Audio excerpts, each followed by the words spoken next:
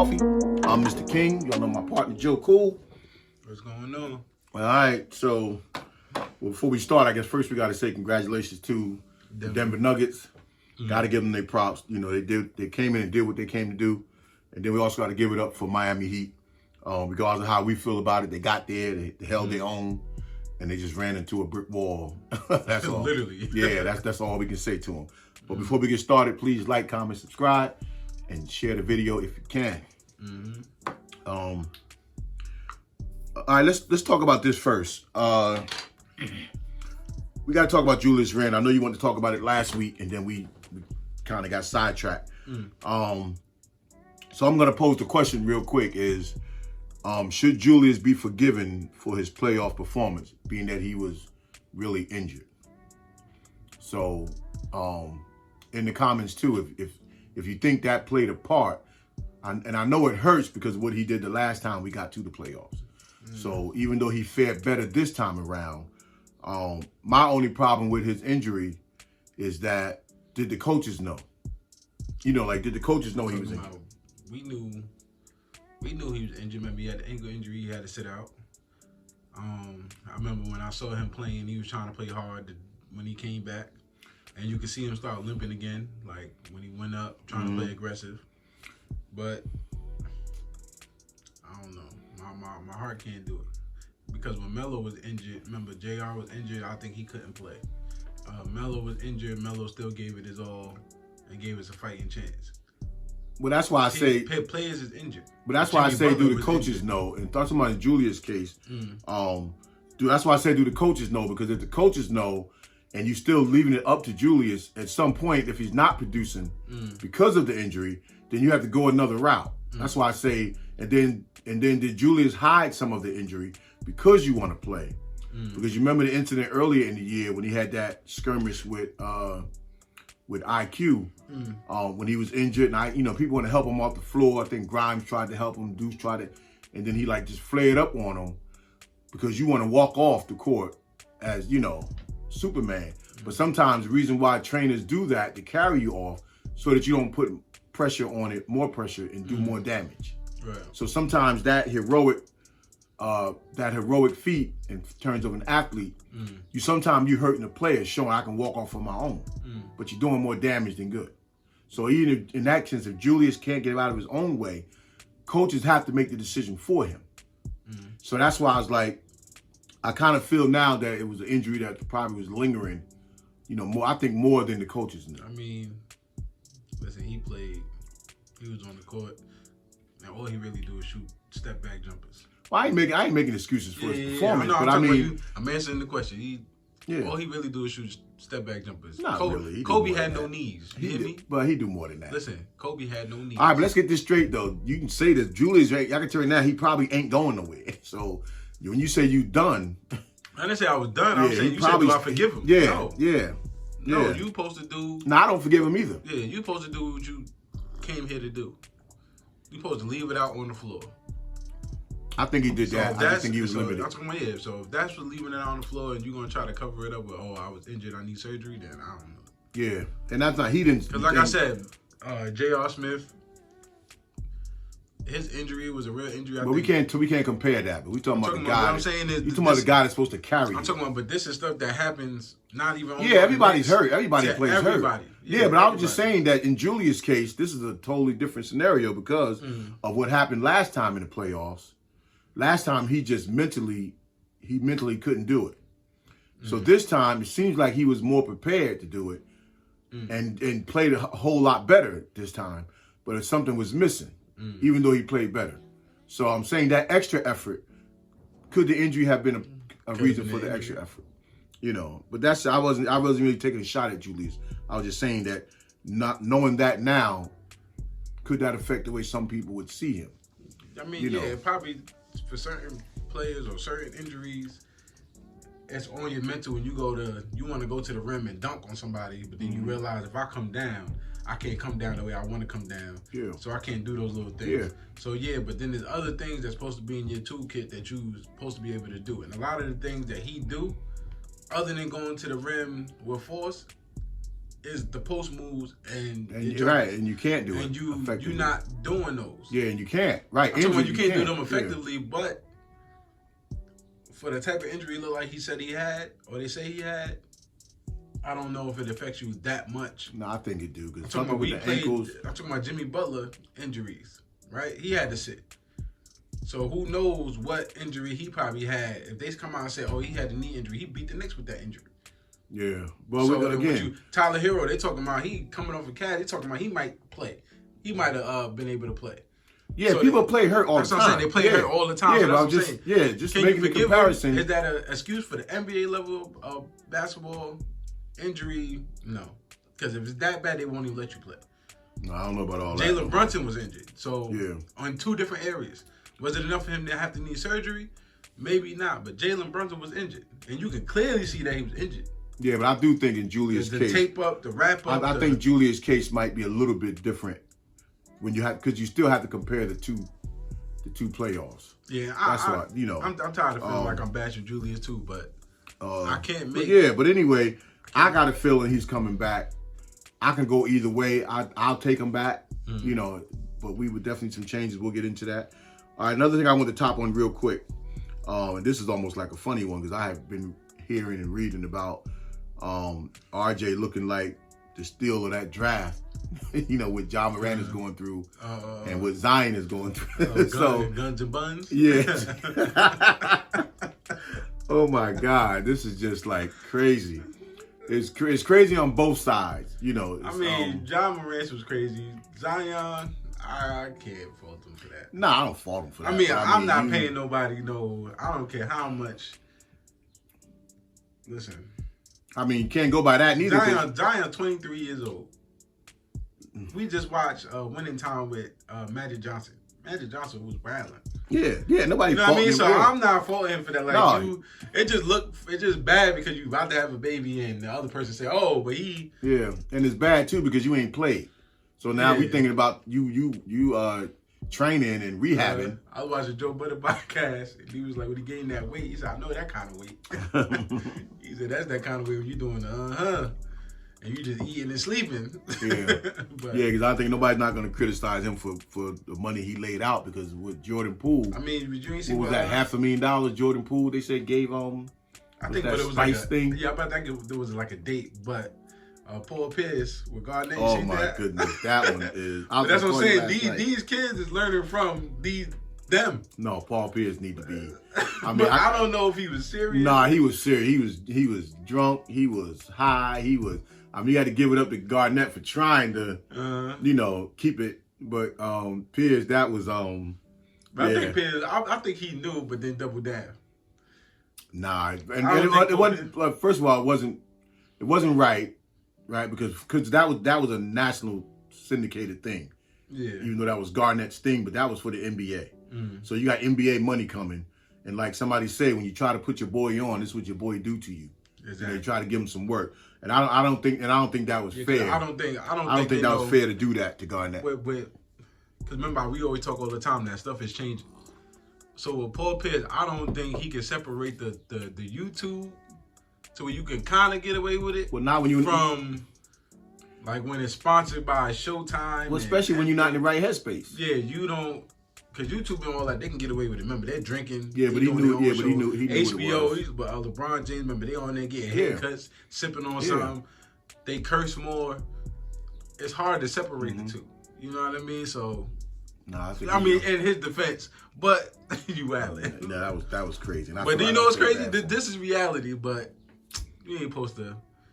In Zion's case, he messed up because she don't know the game. If he's paying you all that money to shut up, then you just shut up. Yeah, she's pulling the old card on him. But Paul Pierce is like, you paying all that money for them to shut up and you talking. Yeah. So RJ is looking. I ain't saying he's looking like the steal of the draft, because if you had to trade RJ for one of them right now, you would do that and pay the girl off. Right? That's what I'm saying.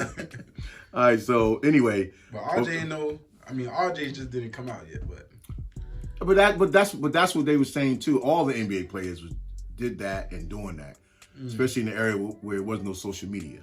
So yeah, Magic Johnson said he had 9 at the same time. I mean, did he say it or did... No, he said it. Oh, yeah. So, yeah. So, he had 6 in an elevator. But you know what we need? You know what show we need back? More raw. You used to watch a show on NBA TV where all the legends would sit around a circle. Maybe we need that, but more edgy. Maybe it can't come on NBA TV. Maybe it has to come on something else. It definitely has to come on something else. Because I know, like, I Am Athlete and The Pivot, it's a little bit more edgy sometimes, even though they try to hit the serious topics. Yeah. But it do get funny with Channing Crowder.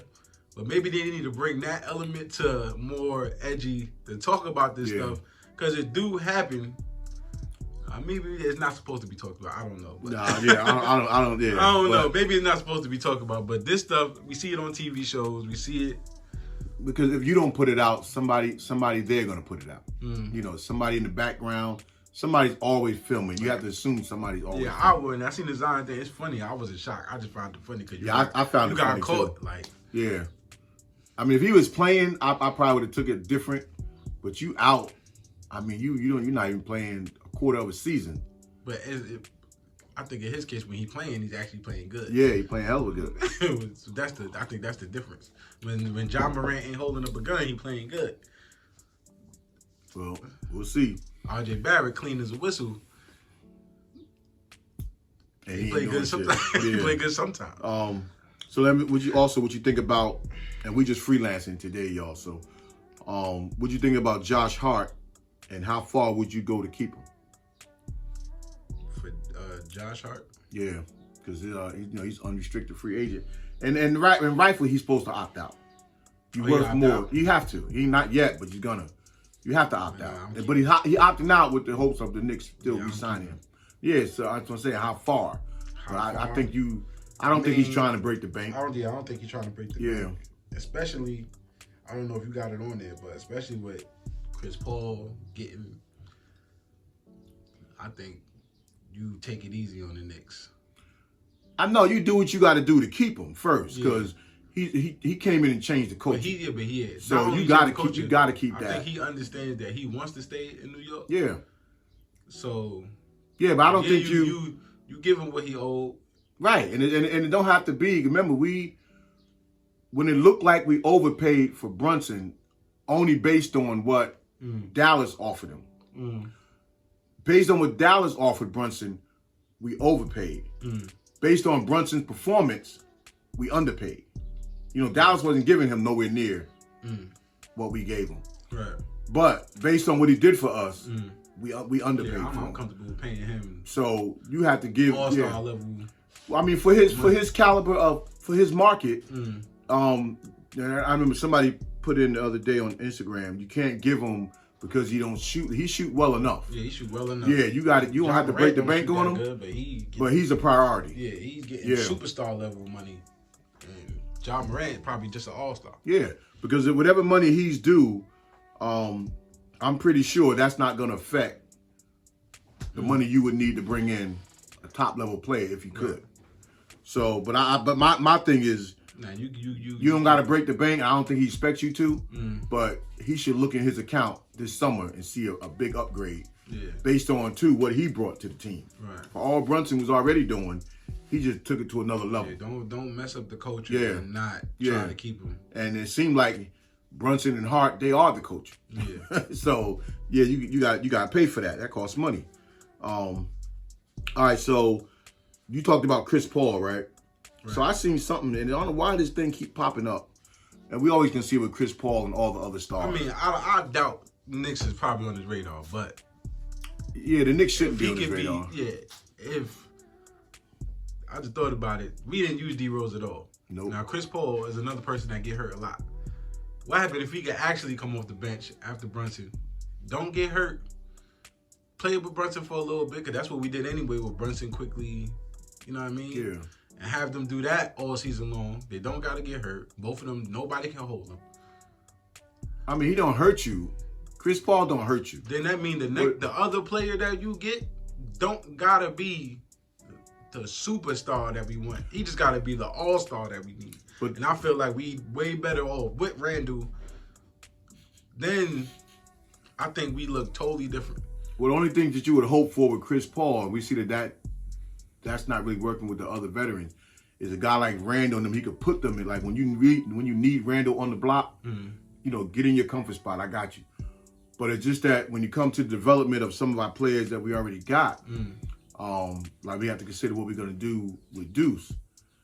So if you get Chris Paul, it's not like Derrick Rose. Chris Paul has to play. But that's what I'm saying. So now, Deuce didn't play the whole. Yeah, he didn't play. He barely played either. Yeah. So Deuce barely played. He only played when somebody get hurt.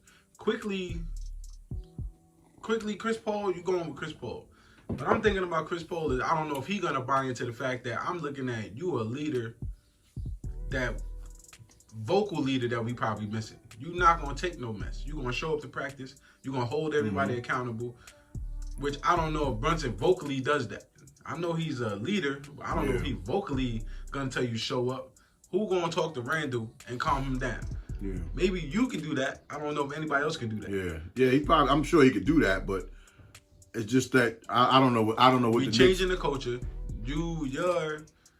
What he's going through is about to change. You go to the Knicks and you elevate the culture, coming off the bench. If that's where you could, don't fall into what Melo. You know what I mean? Like don't go that path. Yeah. Just come off the bench. Like if that's not the case, I don't know how many teams gonna take you. There's a lot of guards in this league. I don't know what team you think you're gonna go to and just start. The Lakers probably. Yeah, that's it. And then also seen something at the same time, and I hope, and I was gonna, I meant to pull it. I was gonna save it, to get the writer right with the interest. He said the Knicks having Donovan Mitchell. I don't think we get that right. And that don't make no sense to me. Yeah, we on an upward swing. It's probably what I notice is a lot of when you look up Knicks news and Knicks media, I think a lot of times they just bringing up old stuff or you be seeing it late, or I don't think Donovan Mitchell is out for probably the next 2-3 years. Yeah, but whatever how long his contract is, that's over. Like I don't see there's no player that is trying to get to a team, don't get to that team and then get to that team the next year. Unless they got a 1 year, I never seen that. No, he don't got no out. He don't got nothing. Unless you a C level, maybe even a B level player, ain't nobody getting to the team they want to get to. No, I mean that's not true. People are getting. People are actually getting to where they want to get. I'm talking about, but you got traded. There's no way they're gonna give you up for who? Right, and you're not gonna tear your whole team apart trying to do it. Yeah, but I know the Knicks are brought in, and that's why too. When I'm thinking about these guards' interests that the Knicks have, when we have a plethora of young guards. So now we didn't play them. Now IQ was hurt, so we didn't play them in the playoffs. So I see where with the NBA draft, the Knicks are looking to bring in low first round, second round picks and guys that probably won't get drafted for a workout. But they're looking at guards, and then I seen one guy that plays forward. But I looked at his highlights. Kai something. I don't even want to get into it right now. But I don't see what he do that Obi don't do. So that's what I mean. Even with the Knicks, you got to bring in people. That's just how we don't have a draft pick. There was talk of the Knicks trying to maybe move Obi to the Clippers for a second round. I don't get that. There's no second round that's going to come in and do what Obi could do. I mean, this is we going into another era where the NBA going to change again. After what Vincent and all of them just did, I think it started. I can go all the way back up. What's the dude that was on Milwaukee that ended up on the Knicks? Remember, he was like somebody that went overseas and Brandon Jennings. Brandon Jennings. I think he was the start of that. And then we move forward, and then you get these undrafted players that play really good. I think there's probably more that I can't name right now, but now I think we in the era of if they play way better than what you thought, you're gonna pick them. Yeah, but I don't think they're going after the names no more. The names I think is that might be for low market teams can do that because low market teams they have to win to put people in the seats. Big market teams, you got to have names to put people in the seats. So I don't necessarily think after this series. I think if Miami did a little bit better in terms of wins in this series, that theory I think would hold true. But I look at, I know we was talking about this at work. I look at now the NBA going back to the big men. I look at the NBA going back to being bigger because what Denver showed that a skilled big man is way better than a small hustler. Yeah. Way better. I've been saying that. I said hopefully, I said it too because I didn't care who won. But I said, if Denver win, it's going to tell you right then and there that mid-range post-up game, Jimmy Butler and Jokic kind of do the same thing, right? They facilitate first, and then when they got to score, they just go score. It looked way better with a big man because the cutter's going, he's hitting the back door, he's bouncing the behind the back, he's shifting people. The shooters now got space to shoot because now everybody's so scared to collapse on them. Mm-hmm. Joel Embiid up for MVP, same thing. He's killing them down low. And Denver was 6'10" across the top at least. Mm-hmm. So every switch, they actually took advantage. They had the skilled players in Gordon and Porter to take advantage of Miami's 6'5", 6'6" forwards. Yeah. So that was just laziness to me on coaches. Because that new NBA, we just going to play like this. No, y'all just couldn't figure out Golden State. That was the whole thing. Now everybody trying to play like them. Yeah. It's not now size is back to winning again. Yeah, that's because and I'm glad of that. Yeah, I'm glad of that though. With these new players like Victor coming in after the Kumbo, that's tall, that can run 500 miles per hour, that tall. And that's why I also think that there's nobody in this draft. I'm not gonna say nobody in this draft, but we know the draft is 1, 2, 3, 4, 5 heavy. But for where we got to pick, our savior, and we're not even looking for a savior. It's not in the draft. It's in a piece. Yeah. So, you work out what you can work out. You definitely try to sneak into the draft because you always get a gem. You get Grimes with extra picks. You get Deuce. You get people like that with extra picks. But I don't think you take Obi and you ship Obi out for a second round pick. For somebody that you're not gonna let come in and do what you drafted him for. If they do things like ship Obi, then that tells me that they don't think Tibbs the problem. Or whatever his system is the problem. So, because to me, if you're going to ship Obi off, you know what I'm going to say. You got to get somebody that's better than Obi. But if y'all thinking about the bench, then you're already going all wrong to me. You got to get what's better than your starting five. To me, I think you go for your who's better in RJ spot, who's somebody better in Randle's spot, and who can you get better in maybe even Robinson's spot. If you can't find nobody better in those spots, then I don't know what to tell you. I was thinking about this morning. If I have to come back with the same team, let's just say you lose something here or there. If I got to come back with the same team, then RJ got to beat out Obi for my small forward spot. Because was not fair to Obi is that we drafted him as a scoring forward. Right, but we bring him in and we try to make him a 3-and-D guy. He's not a 3-and-D guy. So now, after looking at what Denver did, now more than ever we can ship him over to the 3, and he can do all the same things off the ball, and that he was doing at the 4. Plus, we would get more out of him. So that's with Julius on the floor and a center, and now you got a big 3 that can run the floor, that can rebound, block shots, things like that, and can shoot. I think that comes down to coaching. Yeah, the coach got to make that. Something. We can't come back the same way at the small forward. When it's coming with management, they running with whatever Tibbs doing. They not running with how the players are. Well, I don't know. Again, we don't get that because with if Scott Perry is out, which we talked about last week, and you bring in another GM, another GM may see that or see something. Because you said when the league changes, it changes for everybody. It don't change for one team. It over years it evolved into all the teams. So the experiment with Golden State, that worked for Golden State for a while until other teams caught on. Now you got every team almost got somebody that shoot from half court, right? Maybe even 2. So that caught up to that. So that don't kill you no more because everybody doing it. That's not an element of surprise. Dame will come down and pull up, foot damn near on the backcourt line. That's not always winning, but whatever Golden State was doing, that literally only probably worked for them because no other team won that way. They won with positionless basketball, which is the center can do way more than what the typical center can do back in the day. They do way more than what Shaq was doing.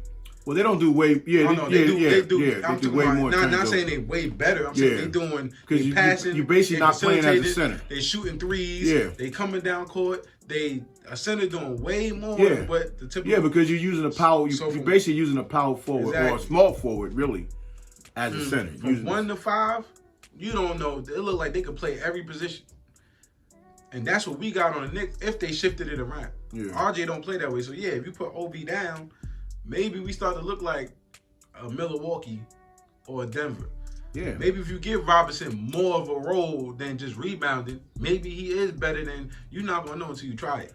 The bad part for Robinson offensively is that what he did do well was rolling to the basket and the backdoor alley-oops. We took that away from him. Yeah, that's what I'm saying. So that definitely is it's stupid to me. When you knew he could roll to the basket at any given time, and you knew he could sneak behind the defense at any given time. So the 10, 12 points he was getting was just like off the boards. Instead of like still add those 10 to the pick and roll 10, and now at least what you got in him. And at least that opens up offense where he maybe could have developed a down low post shot, which I still don't understand. I thought when we brought in Al Harrington, that we brought in somebody who could confine his game and give him that.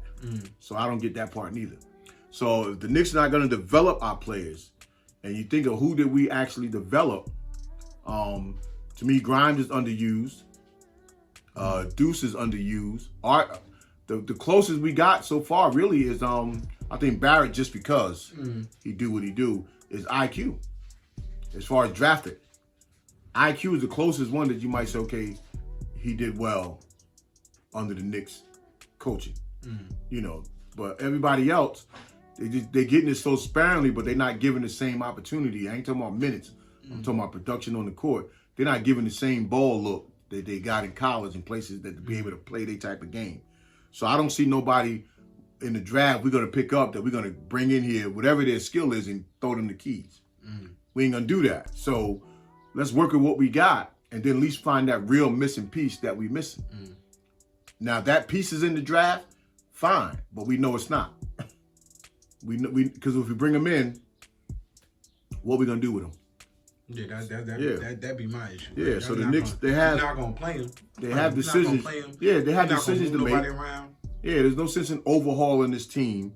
It's just dropping in that element that's gonna help us just play hard and play the way that we're capable of playing.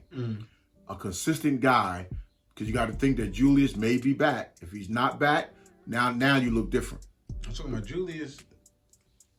Julius can come back. The problem is, we don't need him to come back as the main guy no more. That's the problem. He don't got to be the main guy no more.